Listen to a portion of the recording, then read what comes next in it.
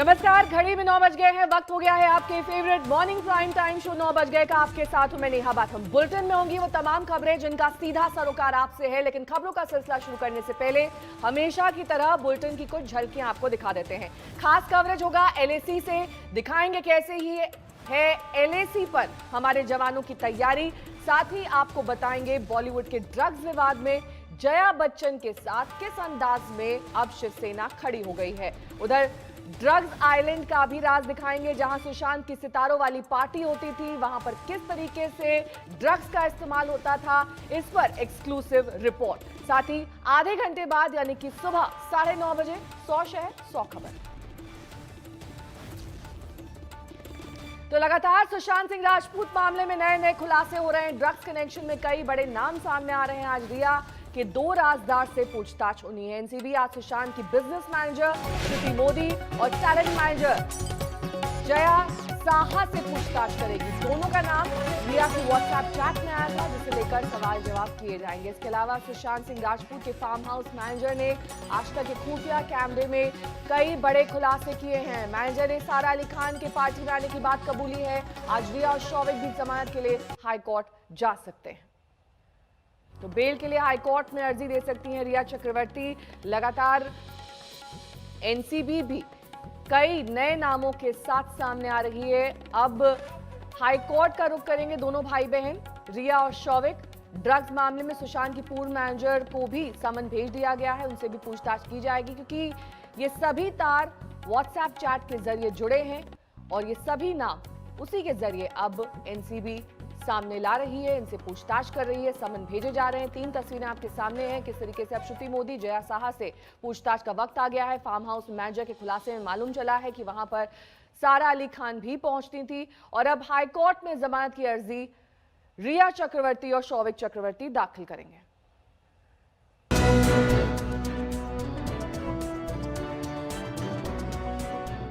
Drugs लेने के सवाल उठे तो रिया खुद को पाक साफ बताती रही। नशेबाजी की महफिल सजाने के आरोप लगे तो भी वो आरोपों से इनकार करती रही। लेकिन उसी ड्रग्स मामले में रिया गिरफ्तार है और अब उसकी अग्नि परीक्षा शुरू हो चुकी है। जांच एजेंसियों ने चक्रव्यूह की रचना की है, जिसमें वो घिरती जा रही है।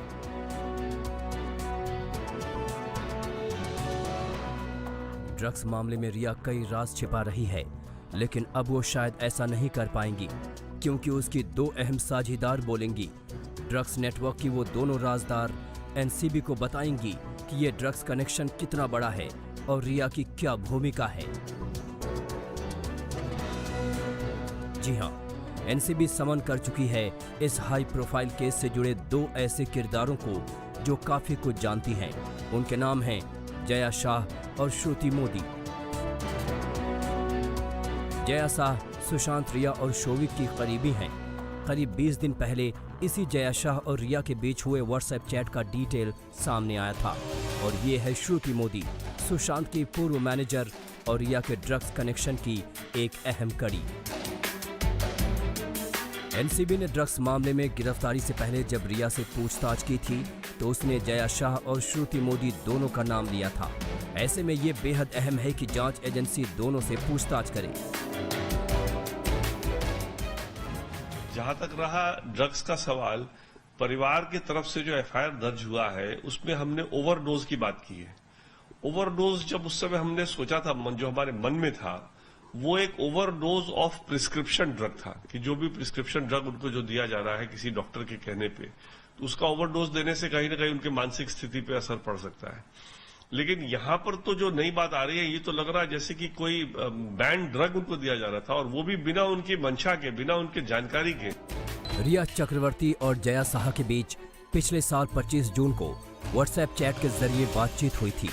उस चैट में दोनों ने क्या बात की थी, ये भी सुन लीजिए।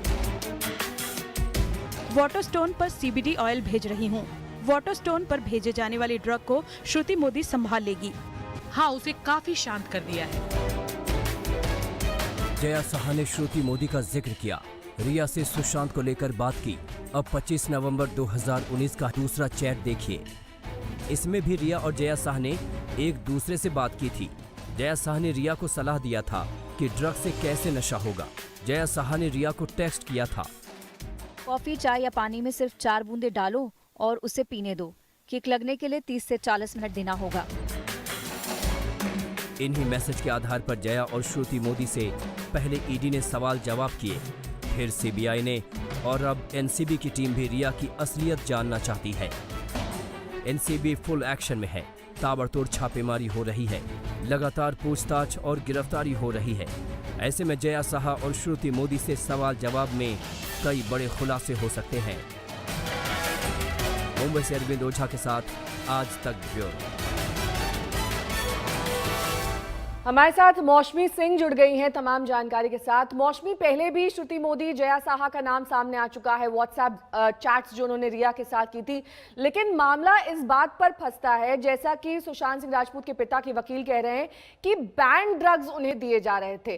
कहां तक इस बारे में स्थिति स्पष्ट हुई है कि ये बैन ड्रग्स थे या फिर सुशांत सिंह राजपूत जो कंज्यूम करते थे वो उनकी जानकारी में था और रिया को भी इस बारे में मालूम था?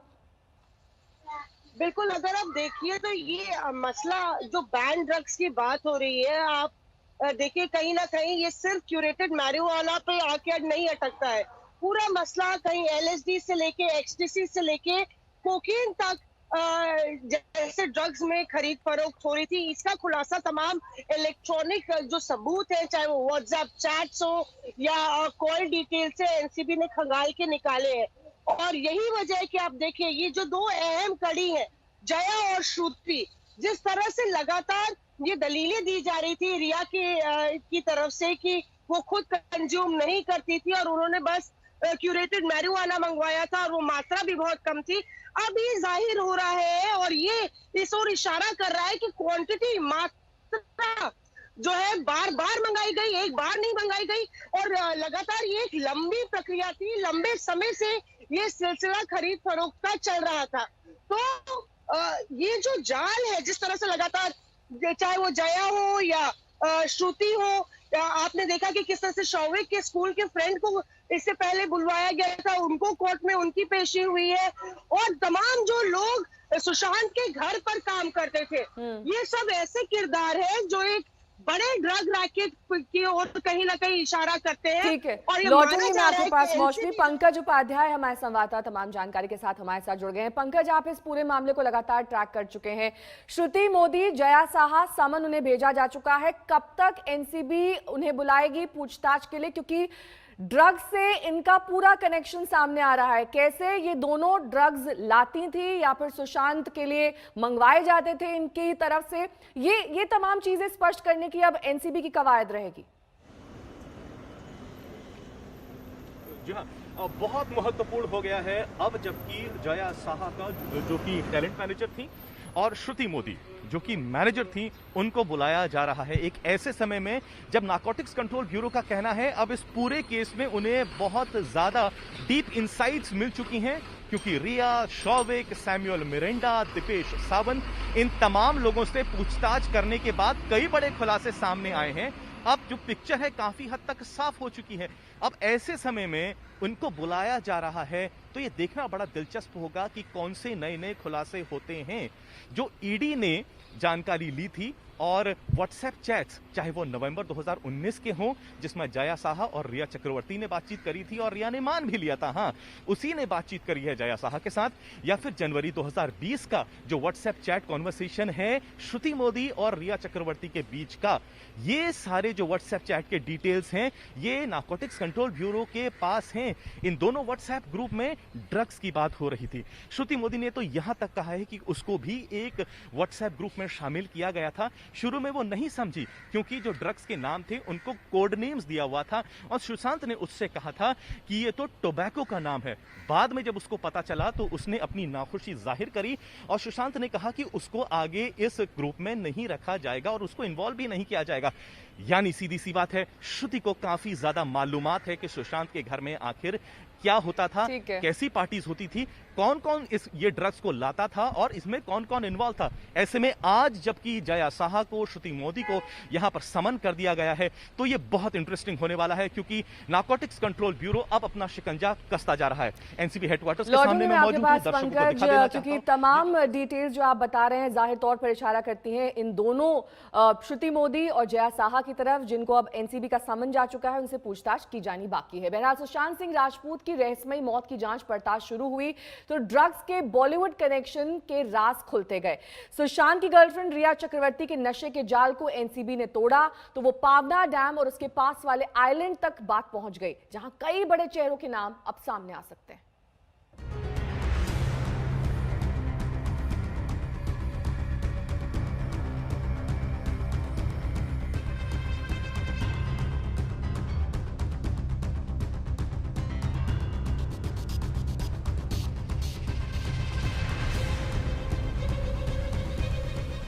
सुशांत का ये फार्म हाउस रोज नए और बड़े खुलासे कर रहा है।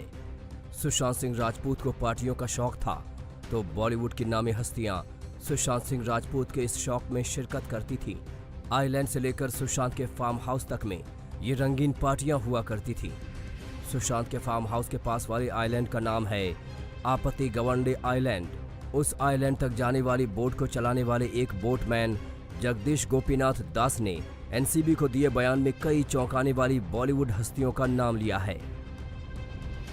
यहाँ पर सुशांत अक्सर पार्टी करने और घूमने फिरने के लिए आते थे। यहाँ पर ड्रग्स पार्टी भी होती थी। इस पार्टी में सारा अली खान भी शामिल हुई थी। सारा 3-4 बार बोट पर बैठकर द्वीप तक गई थी।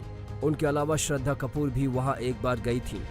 रिया चक्रवर्ती तो सुशांत के साथ कई बार गई, लेकिन ये तीनों अभिनेत्रियां कभी एक साथ नहीं आईं। उस आइलैंड पर सुशांत और ये अभिनेत्रियां घंटों अपना समय बिताते थे। इनके अलावा सुशांत के स्टाफ सिद्धार्थ पिठानी, दीपेश सावंत, सैमुअल मिरांडा, शोविक चक्रवर्ती, जैद विलात्रा भी ड्रग्स पार्टी में शामिल होते थे।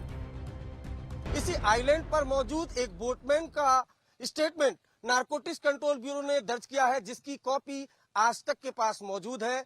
बोटमैन ने बताया है कि सुशांत कैसे रिया चक्रवर्ती के साथ इस आइलैंड पर घंटों बिताते थे। इसके अलावा सारा अली खान भी 4-5 बार आई। तमाम लोग आते थे और इसी आइलैंड पर जमकर पार्टी होती थी, मैरुआना चलता था, जमकर नशा किया जाता था।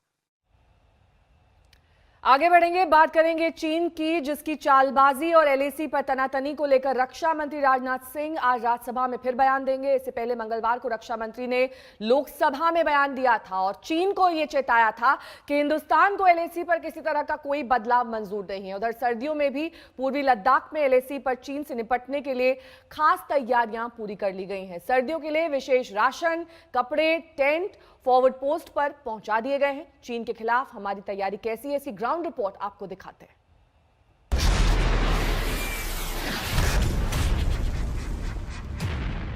ये भारतीय सेना के रियल एक्शन हैं, कोई चीन के लाइट कैमरा एक्शन नहीं।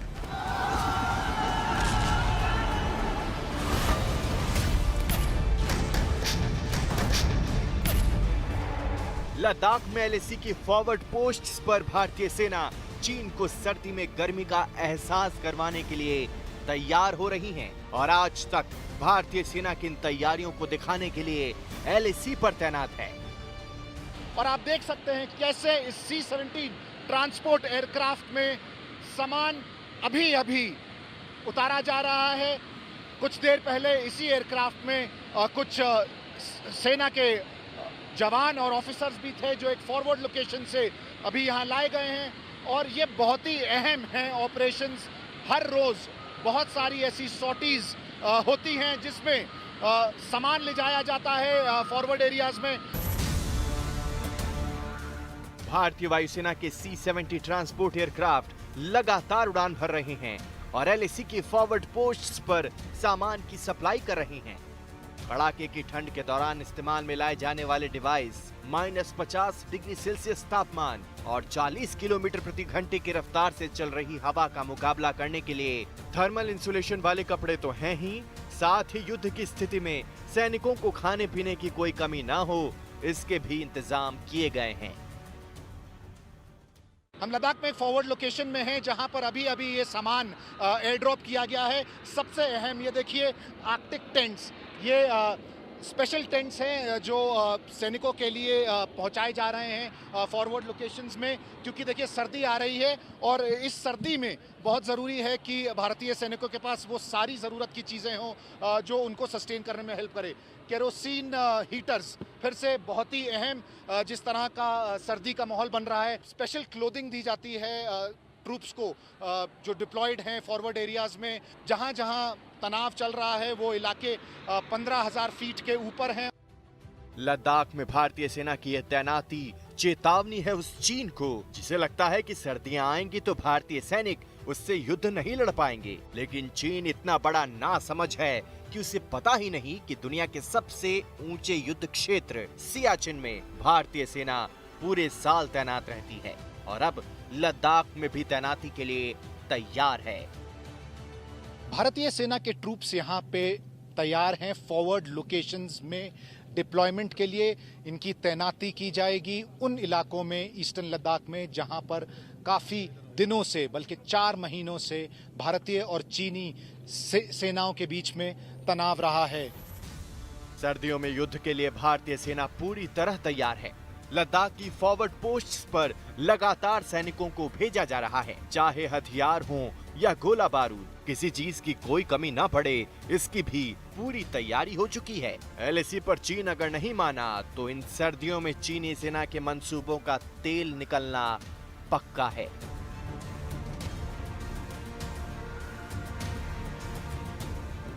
हम इस वक्त एक फ्यूल डिपो में हैं और हम देख सकते हैं कैसे ये टैंकर्स यहाँ पे एक लाइन में खड़े हुए हैं और पाइप्स के जरिए इनमें से फ्यूल तेल निकाला जा रहा है। और जहाँ पर हम खड़े हैं इस वक्त ये एक बहुत बड़ा फ्यूल टैंकर है, करीब 4 लाख लीटर का फ्यूल की कैपेसिटी है। इस टैंकर से जो कि अंडरग्राउंड है उसके बाद बैरल्स में फ्यूल डाला जाता है और यही ट्रांसपोर्ट किया जाता है फॉरवर्ड एरियाज में। तो अगर चीन को अब भी लगता है कि वो एलएसी पर सर्दियों में भारत से युद्ध लड़ सकता है तो उसका स्वागत है। चीनी सेना के हर मंसूबे को बर्फ में दफन करने के लिए पूरी तरह हैं तैयार हम।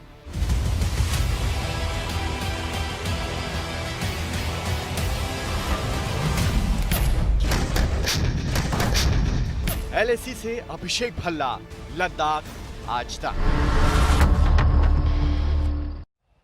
सर्दियों में पूर्वी लद्दाख में तापमान -50 तक चला जाता है। ऐसे में एलएसी पर डटे जवानों के लिए जरूरी चीजें जो चाहिए होती हैं वो अब मुहैया कराई जा रही हैं। फॉरवर्ड पोस्ट पर बेहद सर्द हवाओं से बचाने वाले टेंट इसमें शामिल हैं। सर्दियों में खास तरह का राशन, हीटर, भीषण सर्दी से बचाने वाले कपड़े, सब कुछ एलएसी पर डटे जवानों तक पहुंचा दिया गया है। आज तक की टीम ने सेना की तैयारियों को अपने कैमरे में कैद किया। हमारे पीछे है चिनूक हेलीकॉप्टर जो कि तैयार हो रहा है उड़ान भरने के लिए।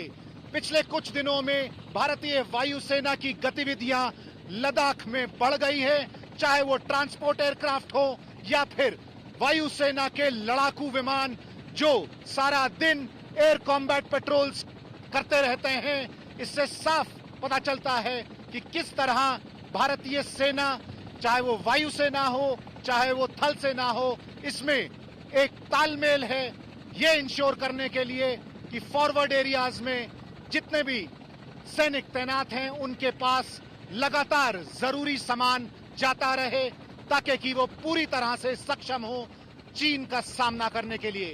कैमरा पर्सन सत्या के साथ लद्दाख से अभिषेक भल्ला, आज तक। स्लीपिंग बैग्स, बूट, सर्दियों के लिए जितना भी जरूरी सामान है वो हेलीकॉप्टर के जरिए फॉरवर्ड पोस्ट तक पहुंचाया जा रहा है। चिनूक हेलीकॉप्टर के साथ आज तक की एक खास रिपोर्ट आपको दिखाते हैं। ये जो सामान अभी ले एयरबेस पे लाया गया था, इसको जो ट्रांसपोर्ट एयरक्राफ्ट है उनसे अनलोड किया गया है और आप देख सकते हैं स्लीपिंग बैग्स, बूट्स, सारी वो आइटम्स जो बहुत ज़रूरी हैं खास करके सर्दियों के लिए ट्रूप्स जो फॉरवर्ड एरियाज में डिप्लॉयड हैं। और हम ये भी देख सकते हैं कैसे ये ह्यूमन चेन बना के जो है ये सारा सामान अब चिनूक हेलीकॉप्टर में लोड किया जा रहा है। इससे जो है समय कम लगेगा। यही हेलीकॉप्टर अब फॉरवर्ड लोकेशन में जाएगा जहां पे इस सामान को ट्रूप्स के लिए भेजा जा रहा है। ये है चिनूक हेलीकॉप्टर। बड़े बड़े कार्टन्स हैं, इसमें सारे एसेंशियल आइटम्स हैं, चाहे वो विंटर क्लोथिंग हो या फिर इक्विपमेंट हो जो ज़रूरी है सैनिकों के लिए। इसके अलावा राशन भी जो भेजा जा रहा है वो भी इसी हेलीकॉप्टर में भेजा जाएगा फॉरवर्ड लोकेशंस पर सारे ट्रूप्स के लिए जो वहाँ पे डिप्लॉयड हैं। कैमरा पर्सन सत्या के साथ लद्दाख से अभिषेक भल्ला, आज तक। तो सर्दियों में लद्दाख में तापमान तेजी से नीचे गिरता है। भारतीय सेना को चीन और ठंड दोनों से मुकाबला करना है। हमारी तैयारी कैसी है फॉरवर्ड पोस्ट पर, इस पर एक रिपोर्ट देखिए। ठंड का मुकाबला करने के लिए ये जो गियर है, क्लोथिंग है, special clothing high altitude areas के लिए, ये बहुत ज़रूरी है और हर सोल्जर को इस तरह की क्लोथिंग दी गई है। इतनी ठंड होती है कि लेयर्स में कपड़े पहनने पड़ते हैं। ये पहला लेयर है जो एक सोल्जर पहनता है जब टेम्परेचर -30 -40 डिग्री तक गिर सकता है। ये सेकंड लेयर है, जैकेट और नीचे ट्राउज़र। और थर्ड लेयर जो है वो ये यहाँ नज़र आ रही है। इसके अलावा वुलन कैप्स बहुत ज़रूरी हैं सर को ढकने के लिए, क्योंकि सर से बहुत ज़्यादा ठंड बढ़ती है। और बहुत ही अहम जो है इस तरह के ये स्पेशल बूट्स हैं। अंदर भी इनमें काफ़ी थिक आप देख सकते हैं वुलन लाइनिंग एक है जो एक सोल्जर के लिए बहुत ज़रूरी है। इस तरह का जूता बर्फ़ में चलने के लिए। वुलन सॉक्स भी बहुत ज़्यादा अहम हैं इस इलाके के लिए। और आगे हम आपको दिखाते हैं कि जो ये माउंटेनियरिंग इक्विपमेंट है ये भी बहुत अहम है। हर सोल्जर जो यहाँ पे तैनात है वो माउंटेनियरिंग में स्पेशलाइज करना चाहिए उसको, क्योंकि अब जो है लड़ाई इस वक्त ऐसा लग रहा है माउंटेन हाइट्स ऑक्यूपाई करने की है। इसीलिए ये सारा माउंटेनियरिंग इक्विपमेंट भी बहुत अहम बन जाता है भारतीय सैनिकों के लिए। जो हमने क्लोथिंग आपको दिखाई डिस्प्ले पर थी, यही क्लोथिंग इस तरह से पहनी जाती है। हम देख सकते हैं कामोफ्लेज के लिए भी बहुत ज़रूरी होती है, चाहे वो सफ़ेद हो या हरे के डिफरेंट शेड्स हों। हर इंडियन आर्मी का सोल्जर जो है उन हाइट्स पर 15-16 हज़ार से ज़्यादा की हाइट्स पर कुछ इस तरह से ही नज़र आते हैं। और बहुत ज़्यादा अहम है भारतीय सेना के लिए अपने हर एक जवान को इस तरह की क्लोथिंग देना, इस तरह का इक्विपमेंट देना। माउंटेनियरिंग इक्विपमेंट भी आप देख सकते हैं ये कैसे इस्तेमाल किए जाते हैं। अभिषेक भल्ला हमारे संवाददाता सब तमाम जानकारी के साथ हमारे साथ लेह लद्दाख से जुड़ गए हैं। अभिषेक, हमेशा से ही चीन को ये गलतफहमी रही है कि अगर वो विंटर्स में अटैक करेगा तो उसके पास अपर हैंड होगा, लेकिन जिस तरीके की ग्राउंड रिपोर्ट आपने दिखाई, तैयारियां दिखाई, उससे जल्द ये गलतफहमी चीन की दूर हो सकती है। और साथ ही सख्त संदेश राजनाथ सिंह की ओर से कल। जी नेहा, बिल्कुल। देखिए, जो पूरी वॉर मशीनरी है पूरी तरह से ये इंश्योर करने में जुट गई है कि किस तरह से जो हमारे सैनिक फॉरवर्ड लोकेशंस में तैनात हैं उनके ज़रूरत की सारी चीज़ें जो हैं फॉरवर्ड लोकेशंस पर पहुंच जाएं। सर्दी आने से पहले बहुत ज़्यादा ज़रूरी था कि सारी स्टॉकिंग हो जाए, क्योंकि जैसे ही सर्दी बढ़ेगी इन जगहों पे सड़क के से जाना मुश्किल हो जाएगा, क्योंकि बहुत ज़्यादा बर्फ़बारी होती है और रोड कनेक्टिविटी कट जाती है। बल्कि पहले तो रोड कनेक्टिविटी कम से कम 5-6 महीने कटी रहती थी इन फॉरवर्ड एरियाज़ में, लेकिन भारतीय सेना ने, बीआरओ ने कुछ ऐसे अहम प्रोजेक्ट्स किए हैं जिससे कि ये 5 महीने का 6 महीने का समय अब 120 दिन तक आ गया है। तो इससे साफ जाहिर होता है कि पूरी तरह से सक्षम है भारतीय सेना सर्दियों में भी अपने ऑपरेशंस इन इलाकों में करने के लिए। बल्कि हमको ये भी जानकारी मिली है कि इस वक्त भारतीय सेना के पास कम से कम 1 साल तक का स्टॉक्स है उन सब चीज़ों के लिए जो एक सैनिक को चाहिए इन फॉरवर्ड लोकेशंस में 15-16 हज़ार फीट की हाइट्स पर, जब तापमान -40 -50 डिग्रीज भी चला जाता है। लौटूंगी मैं आपके पास अभिषेक, क्योंकि चीन की चालबाजी और एलएसी पर तनातनी को लेकर रक्षा मंत्री राजनाथ सिंह आज राज्यसभा में बयान देंगे। इससे पहले मंगलवार को रक्षा मंत्री ने लोकसभा में चीन को कैसे चेताया था, ये सुनिए। बीते समय में भी चीन के साथ हमारे बॉर्डर एरियाज में लंबे स्टैंड ऑफ्स की स्थिति यह कई बार बनी है, जिसका शांतिपूर्ण तरीके से समाधान भी किया गया था। हालांकि इस वर्ष की स्थिति, चाहे वो ट्रूप्स की स्केल ऑफ इन्वॉल्वमेंट हो या फ्रिक्शन पॉइंट्स की संख्या हो, वह पहले से बहुत अलग है। फिर भी हम मौजूदा स्थिति के शांतिपूर्ण समाधान के लिए पूरी तरह से कमिटेड हैं। इसके साथ साथ मैं सदन को आश्वस्त करना चाहता हूं कि हम सभी परिस्थितियों से निपटने के लिए भी तैयार हैं। माननीय प्रधानमंत्री जी के बहादुर जवानों के बीच जाने के बाद हमारे कमांडर तथा जवानों में यह संदेश गया है कि देश के 130 करोड़ आदिवासी जवानों के साथ खड़े हैं। उनके लिए बर्फीली ऊंचाइयों के अनुरूप विशेष प्रकार के गर्म कपड़े, उनके रहने का स्पेशलाइज टेंट तथा उनके सभी अस्त्र शस्त्र एवं गोला बारूद की पर्याप्त व्यवस्था की गई है। अध्यक्ष महोदय, हमारे जवानों का यह संकल्प सराहनीय है कि दुर्गम ऊंचाइयों पर जहां ऑक्सीजन की कमी है तथा तापमान शून्य से नीचे है, उनके उत्साह में कोई कमी नहीं आती है और वे सियाचिन, कारगिल और आदि ऊंचाइयों पर अपना कर्तव्य इतने वर्षों से लगातार निभाते आ रहे हैं। रक्षा मंत्री राजनाथ सिंह को आप सुन रहे थे। कल लोकसभा में उन्होंने बयान दिया था, आज राज्यसभा में वो किस तरीके की तैयारी है सेनाओं की, उस पर बोल रहे हैं। Rajya Sabha Gallery. Swapan Dasgupta from the Rajya Sabha Gallery number 3. So I wish to draw your attention to some unfortunate happenings which have been taken place at Vishwa Bharati, a university which has been founded by Rabindranath Tagore and of which the Prime Minister is the Chancellor. On August 17. और इस वक्त की बड़ी खबर आपको बता दें, राज्यसभा में बॉलीवुड की बदनामी पर जया बच्चन के विरोध का सामना ने समर्थन किया है। दरअसल सामना में लिखा गया है कि जया बच्चन को जो पीड़ा हुई सदन में, उन्होंने मजबूती से अपना पक्ष सामने रखा। सामना में यह भी लिखा गया कि जया बच्चन अपने सच और बेबाकी के लिए जानी जाती हैं। उनका विरोध काफी मायने रखता है।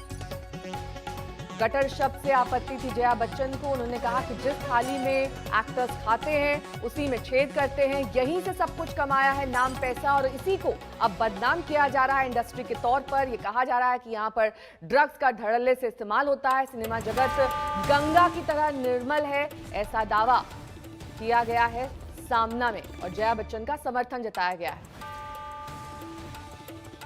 सिने जगत गटर है, ऐसा नहीं है। ये तमाम बातें सामना में लिखी गई हैं। अब जया बच्चन के समर्थन में आपको बता दें कि जया बच्चन ने इस पीड़ा को संसद में कल व्यक्त किया था। उन्होंने ऐसे एक्टर्स को निशाने पर लिया था जो लगातार बॉलीवुड को एक गंदा नाला बता रहे थे।